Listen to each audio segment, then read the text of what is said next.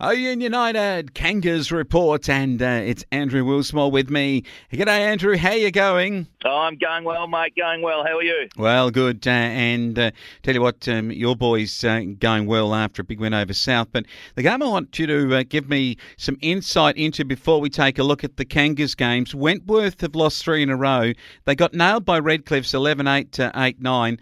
I'm trying to look through to see what the reasoning is. You've got some theories on this? I've got a couple of theories, mate. So Wentworth follow us in the draw. So we play the team. They play the team that we play the week after. So one theory is we're running every team into form, and they're going well against Wentworth, but possibly and most logically the next theory is Nick Jensen. He got hurt against us. They're ruckman. They're big mobile man.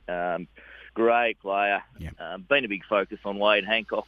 Of course, everyone thought that he was the key to them winning a flag. But I'm going to say Nick Jensen, he got injured. He hasn't played since, and they haven't won a game since. So he's very, very important to Wentworth. I'm not sure when he's coming back, but they really, really miss their big man. They're losing that dominance around the ruck contests, and it's showing. It's really hurting them. It really is. I'll tell you what, the other game, which was an absolute ripper, was Imperials 12-15-87, losing to Merbeen 14-4-88, and the black and white have had an absolute belter of a win, and it puts Imperials in a bit of a problem for making finals now. Yeah, the ladder is really tightening up. It's getting very interesting at the pointy end of the season, mate. So did not see that one coming. Look, there's some interesting results.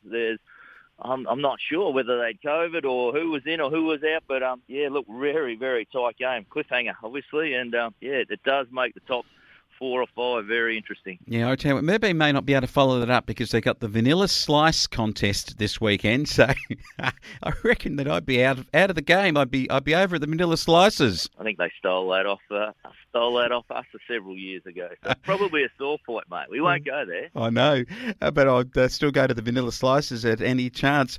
The Robinvale Euston 13-13 to beat Mildura 2-11 to give them a chance of playing in the finals, and that's going to be crucial with this week's game. We'll get to in a moment. Owen United 18-14, 122 South 5-6-36. A big win for you blokes. Yeah, at Underbill there on our home deck. So got off to a slow start again, but look, the boys got on top and really ran away with it. It was another Kane Stevens domination. Really, he's having an absolute brilliant year. Kicked 6, had 40 out of the midfield. So. Playing really, really well. Dell got amongst a few goals. Dell and Kane seem to be working really well together at the minute. So, it's a good little duo that seems to have it all nutted out. And we had good efforts all around the ground. So, pleasing win, mate. Yeah. Very pleasing. I'll tell you what, young Joel Grace, I caught up with him at the Mallee Machinery Field Days. I handballed the ball to him. I said, that's the last handball I'm going to give. I said, if you kick a few goals, Joel.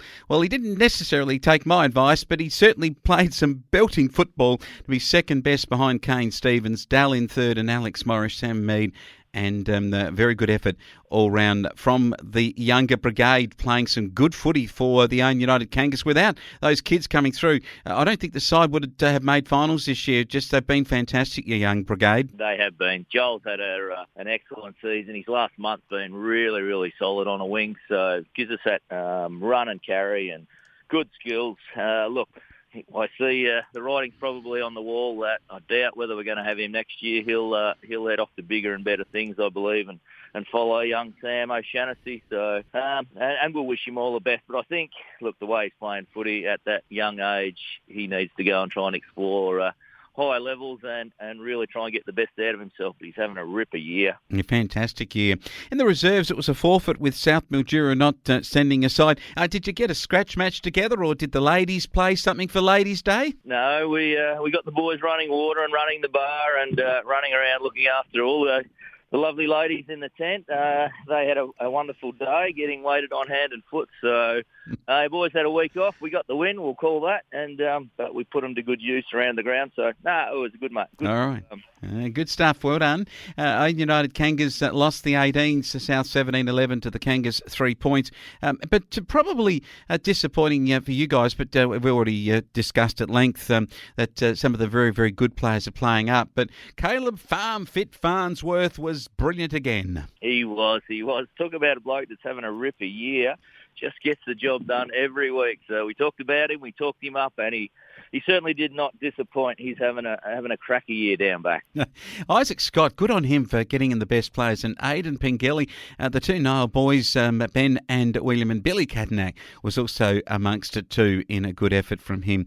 Over to the 14s, and this was disappointing because the kids, I think, had a Sunday carnival, and so even the better players that were playing the carnival, they weren't allowed to play, I believe, in the 14-year-olds. Was that given that your side's getting hammered each week, is that the right decision from the league? I think it's...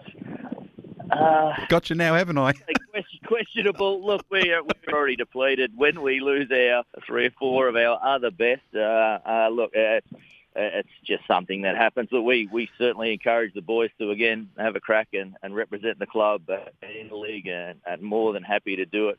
That's a rule. It is what it is. If you're playing on the Sunday, you can't play on a Saturday. So, all our top boys, Finney Brown and several others, didn't play. So that certainly hurt our 14's chances of sort of making him an impression. But anyway, it was good that the boys were up, and I think they all played really well. So that was good. Represented the club with distinction. They did on the Sunday, and well played on the Saturday. Corbin Copeman, Harry Scott, Christy Higgins, Calais Mackenzie.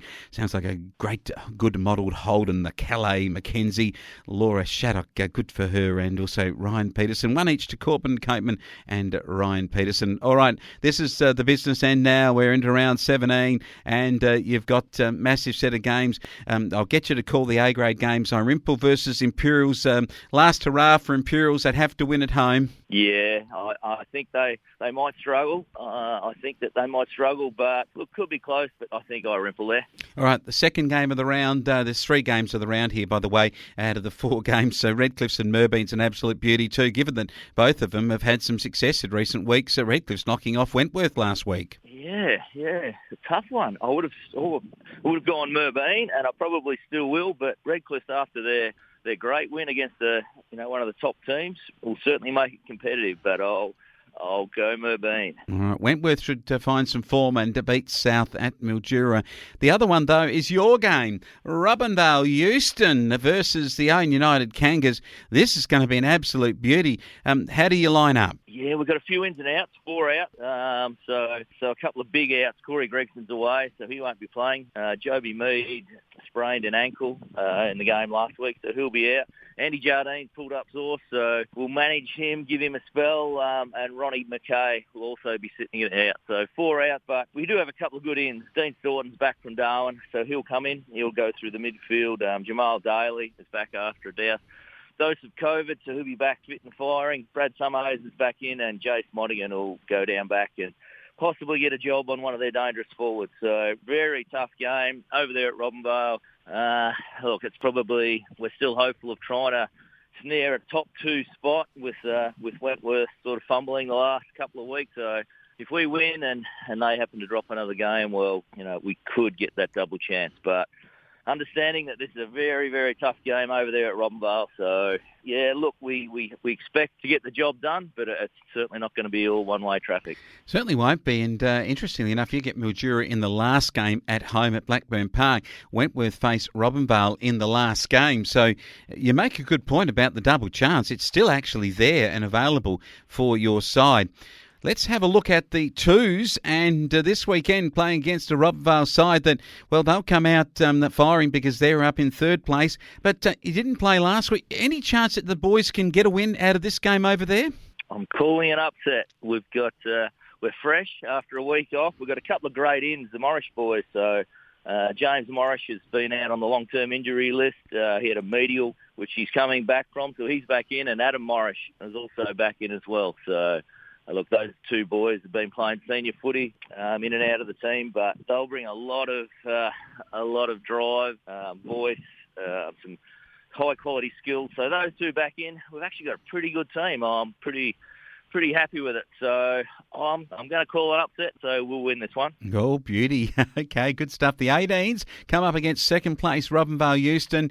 It'll be a tough game, but I'm looking to see some scoreboard pressure from them, even a goal or two into each of the quarters, and just to see if they can ruffle up Robinvale Euston. Yeah, going to be another tough game for the boys. But look, they're back there. They'll certainly go out there and give them a run for their money. I wouldn't go out on a limb and say we're going to win, but I think you never know. I think the boys have got to get something out of the year, and we're running out of games to prove it. So with two left, got to go out there and give 110%, which I think they will. And yeah, look, hopefully they can push them all the way. All right, now the last one in the 14s, your blokes not without a chance to get a score on the board. Robinvale Euston are struggling away in 5th place, and if they don't win the game against you and win it really comfortably, then I think that their season would be gone. I reckon it's almost gone anyway in terms of making the top 4. So a real opportunity here for your lads to get some score. Yeah, really put them under the pump, and just need to get off to some sort of start and put teams under a bit of scoreboard pressure and really get them thinking about the game. So look, under James Morris, their coach, they'll certainly be giving it all, and yeah, look, hopefully they can go out and push them, and look, it'd be lovely to see an upset there as well. Fantastic stuff. Be good to see some rain. It looks like it could be on the way for the Farmers through Underbull and Linga and Tutty and Boyinka and all right through to Galah and then on to Oyen and out to Manangatang. Great stuff to have you on board, Andrew, and your farming communities from that part of the world at the Oyen United Kangas. We'll talk next week. Mate, we look forward to a win and seeing some more of that rain. That'd be lovely.